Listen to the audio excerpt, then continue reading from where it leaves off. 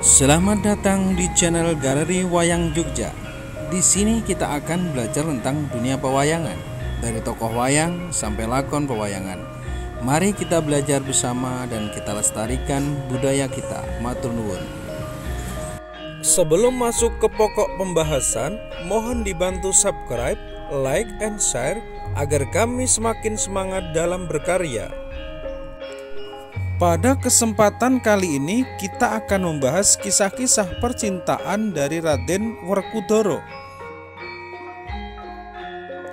Lanjut ke lakon babat Alas Wonomarto. Pandhawa mendapat bagian dari negara Astina, yaitu berupa hutan yang disebut hutan Wonomerto. Hutan ini sendiri dikenal sebagai hutan angker yang dihuni oleh kerajaan Jin.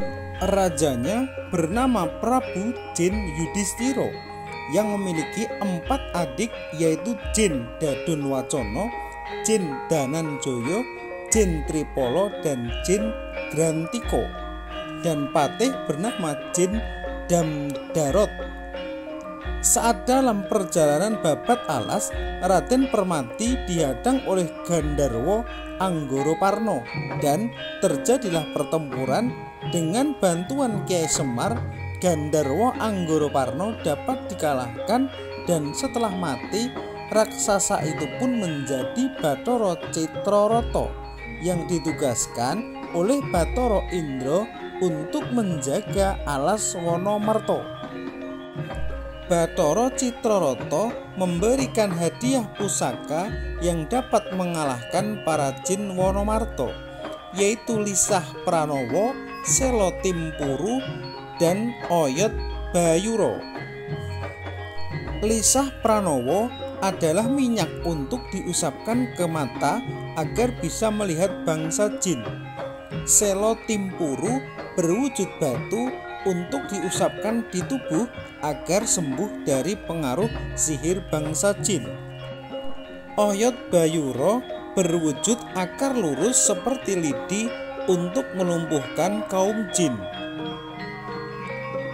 Prabu Jin Yudhistira akhirnya bertempur dengan Raden Puntadewa. Raden Puntadewa yang tidak suka berperang hanya menghindari serangan Prabu Jin Yudhistira. Tertusuklah Raden Puntadewa oleh keris Prabu Jin Yudhistira dan keluarlah darah segar berwarna putih dari tubuh Raden Puntadewa. Dari sinilah Prabu Jin Yudhistira tahu bahwa ia berhadapan dengan kesatria pilihan yang memiliki sifat jujur dan suci. Maka ia pun menyerahkan kerajaannya kepada Raden Puntadewa dan manunggal menjadi satu ke raga Raden Puntadewa. Raden Jin Dananjaya bertarung dengan Raden Permati, dan dengan pusaka yang didapatkan sebelumnya, Raden Permati berhasil mengalahkan Raden Jin Dananjaya, dan sebagai hadiah Raden Jin Dananjaya memberikan kesaktiannya kepada Raden Permati dan bersatu juga dengan raga Raden Permati. Raden Bratasena bertarung dengan Raden Jin Dadunwacana yang dapat dikalahkan berkat pusaka pemberian Arjuna yang didapat dari Bathara Citrarata.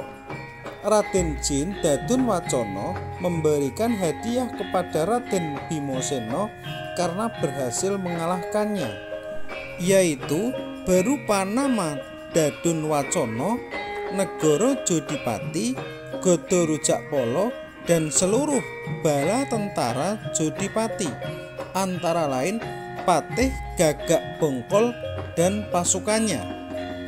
Dan ia pun bersatu ke raga Raden Bratasena.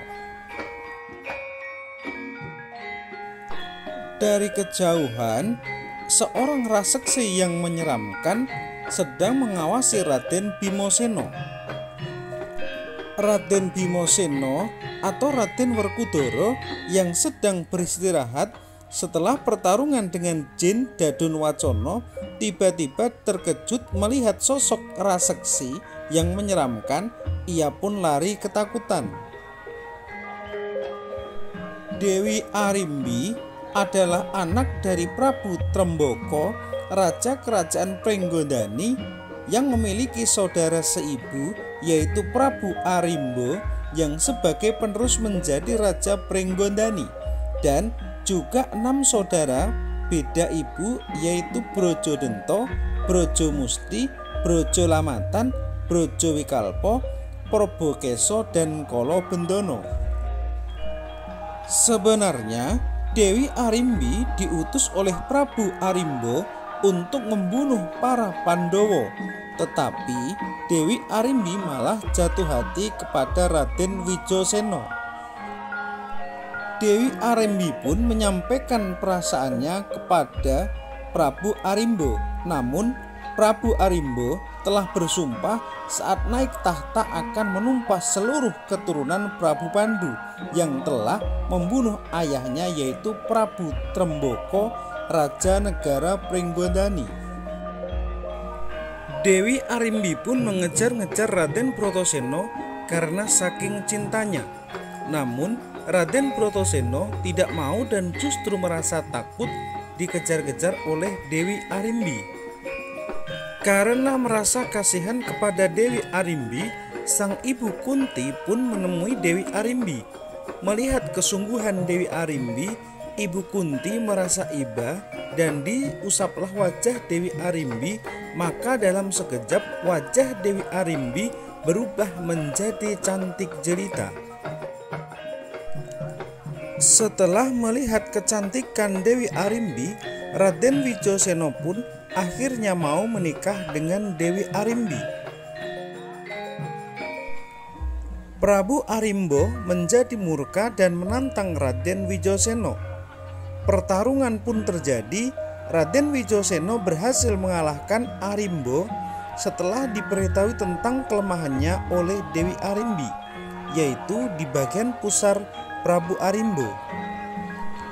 Raden Wijoseno berhasil menusuk bagian pusar Prabu Arimbo saat dia sedang menggulat Raden Wijoseno dengan menggunakan kuku Ponconoko. Setelah Raden Wijoseno dan Dewi Arimbi menikah, kelak akan lahir kesatria sakti mandraguna, jagonya para dewa, yaitu Raden Gatotkaca.